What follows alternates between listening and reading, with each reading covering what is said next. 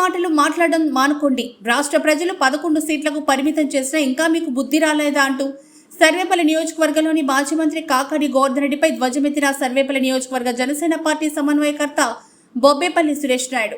ఈ సందర్భంగా మాట్లాడుతూ రాష్ట్రంలో ఎన్డీఏ కూటమి ఏర్పడిన తర్వాత మొట్టమొదటి దేశ చరిత్రలోని కనీవిని ఎరుగని రీతిలో ఒకే రోజు గడప గడపకి పెన్షన్లు పంపిణీ చేయడంలో ముఖ్యమంత్రి నారా చంద్రబాబు నాయుడు గారు స్వయంగా వెళ్లి పెన్షన్ ఇవ్వడం ఒక చారిత్రాత్మకమైందని తెలిపారు. అయితే మాజీ మంత్రి కాకాని గోవర్ధన్ రెడ్డికి సర్వేపల్లి ప్రజలు బుద్ధి చెప్పినా సిగ్గుచరం లేకుండా మాట్లాడుతుండడం హాస్యాస్పదంగా ఉందన్నారు. కోట్ల రూపాయల అవినీతి దోపిడీ చేసి అన్యాయంగా అక్రమ కేసులు పెట్టించి 5 సంవత్సరాల పాటు సర్వేపల్లి నియోజకవర్గాన్ని ఏ విధంగా కూడా అభివృద్ధి చేయకపోగా నేడు మళ్లీ గుండుగా నున్నంగా షోకు చేసుకుని పౌడర్ కొట్టుకొని వచ్చి మీడియా ముందుకు వచ్చి జగన్మోహన్ రెడ్డి ఇంటింటికి వెళ్లి వాలంటీర్లు పెన్షన్ పంపిణీ చేయడం చరిత్ర అని అబద్ధాలు చెప్పుకోవడం మీకే చెల్లిందన్నారు.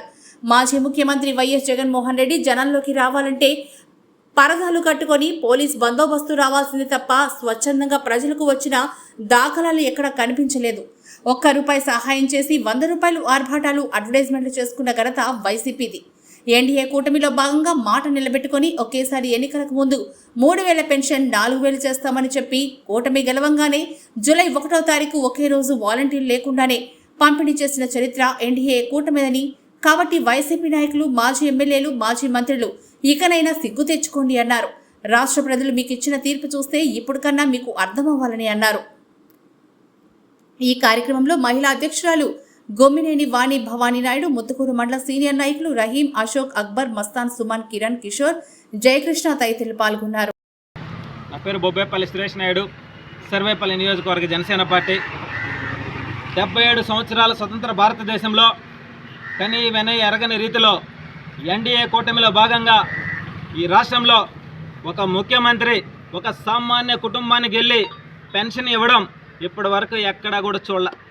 అటువంటిది ఎన్డీఏ కూటమిలో భాగంగా నారా చంద్రబాబు నాయుడు గారు ఒక ఇంటికి వెళ్ళి పెన్షన్ ఇచ్చినటువంటి పరిస్థితి మనం ఇటీవల చూసాం. అయితే ఎన్డీఏ కూటమిలో భాగంగా ఏదైతే 3000 పెన్షన్ 4000 చేస్తామని చెప్పి మాట ఇచ్చారో అదేవిధంగా మొదటి నెలలోనే మొదటి విడతనే 4000 రూపాయలు పెన్షన్ ఇవ్వడంతో పాటు 3 నెలలకు సంబంధించి 1000 లెక్కన ఇస్తామని చెప్పి ఆ రోజు చెప్పారు. కాబట్టి మొత్తం 7000 రూపాయలు ఇచ్చినటువంటి పరిస్థితి మనం కళ్ళారా చూసాం.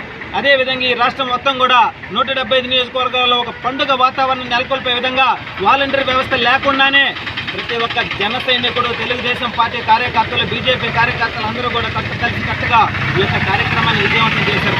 అయితే విషయానికి వస్తే ఈ సర్వేపల్లి నియోజకవర్గంలో మాజీ మంత్రి 2 సార్లు శాసనసభ్యుడిగా గెలిచినటువంటి వ్యక్తి లేస్తే ఆయన మీడియా ముందుకు వచ్చి నున్నంగా గుండుగా పొగడరు కొట్టుకొని కోట్ల రూపాయలు అవినీతి చేసి సిగ్గు శరం లేకుండా వచ్చి ఆయన మాట్లాడిన మాటలు ఏందయ్యా అంటే మేము వాలంటీర్లను పెట్టుకొని ప్రతి ఇంటికి జగన్మోహన్ రెడ్డి హయాంలో పెన్షన్ ఇచ్చామని చెప్పి చెప్తున్నారు.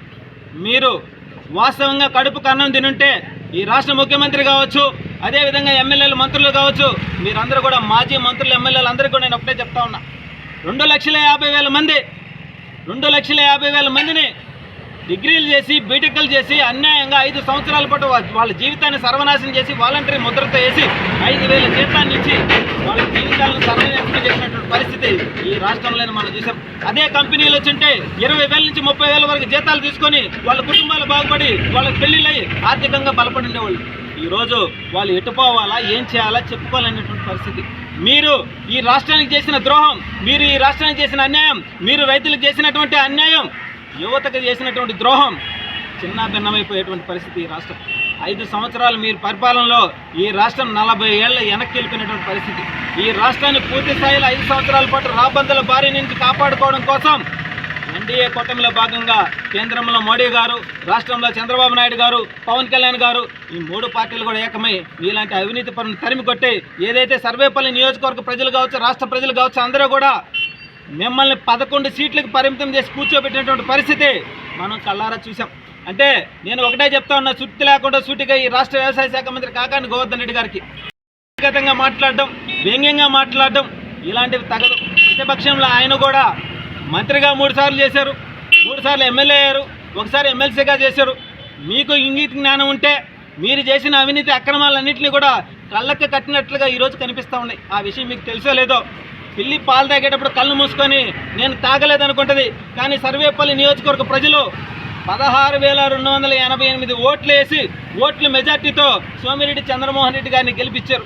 మిమ్మల్ని గతంలో ఒకసారి 5,000, ఒకసారి 13,000 చిల్లర ఓట్లతో మాత్రం గెలిపించారు. మీకు ఇప్పటికి కూడా సిగ్గు రాకుండా ఇప్పుడు కూడా మీరు మీడియా ముందుకు వచ్చి మాట్లాడుతున్నారంటే తల ఉంచుకోవాల్సినటువంటి పరిస్థితి.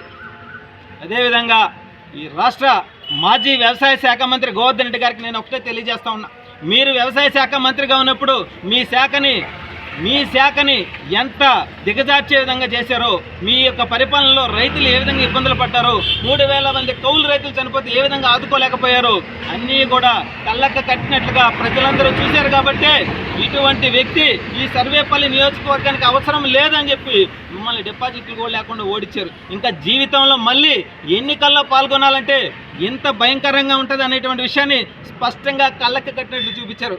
కాబట్టి నేను ఒకటే తెలియజేస్తా ఉన్నా, మీరు కోట్ల రూపాయలు అవినీతి చేసి పొగడ్ర కొట్టుకొని గుండుగా దూకొని కరోనా ప్యాలెస్ కట్టుకొని ఈరోజు వచ్చి నీతులు చెప్తా ఉంటే దెయ్యాలు వేదాలు వల్లినట్టుగా ఉంది ఈరోజు. కాబట్టి ఇకనైనా సిగ్గు తెలుసుకొని ఈ సర్వేపల్లి నియోజకవర్గానికి 2 సార్లు నేను గెలిస్తే నేను ఏం చేశానని చెప్పి ఒక్కసారి మీరు ఆత్మ పరిశీలన చేసుకోవాలని చెప్పి మనస్ఫూర్తిగా తెలియజేస్తాం. అదేవిధంగా విషయానికి వస్తే ఏదైనా సరే ప్రభుత్వ భూములని, ప్రభుత్వ స్థలాలని కాపాడవలసింది రెవెన్యూ.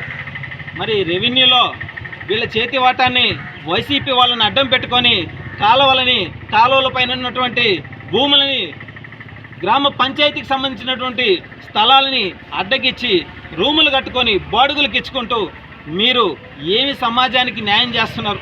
మీరు రెవెన్యూ శాఖలో ఉన్నందువల్ల ఎంతో నిజంగా ఇంత నీచంగా దిగజారుతున్నారా? వైసీపీ వాళ్ళని అండదండలతో మీరు చేసినటువంటి అవినీతి అక్రమాలన్నింటినీ కూడా త్వరలోనే బయటకు తీసి మీ పైన చర్యలు తీసుకునేంత వరకు కూడా జనసేన పార్టీ ఒప్పుకోదు. జనసేన పార్టీ ఎప్పుడు కూడా ఈ రాష్ట్రం కోసం, యువత కోసం, రైతుల కోసం, రాష్ట్ర అభివృద్ధి కోసం ఎప్పుడు కూడా పోరాటం చేస్తూనే ఉంటుంది. ప్రజా సమస్యలు ఎక్కడున్నా సరే వాళ్ళ వైపు మేము అండగా ఉంటాం.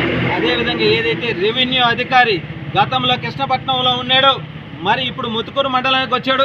ఆయన చేతి వాటాన్ని వైసీపీ వాళ్ళ అండదండలతో చేసినటువంటి విధానాన్ని, ఆయన ఏదైతే అక్రమంగా కట్టడాలు నిర్మాణం చేయడం కావచ్చు, అందులో ఆయన రెంట్లకు ఇచ్చుకొని పాపం భోగాలు అనుభవిస్తున్నాడు.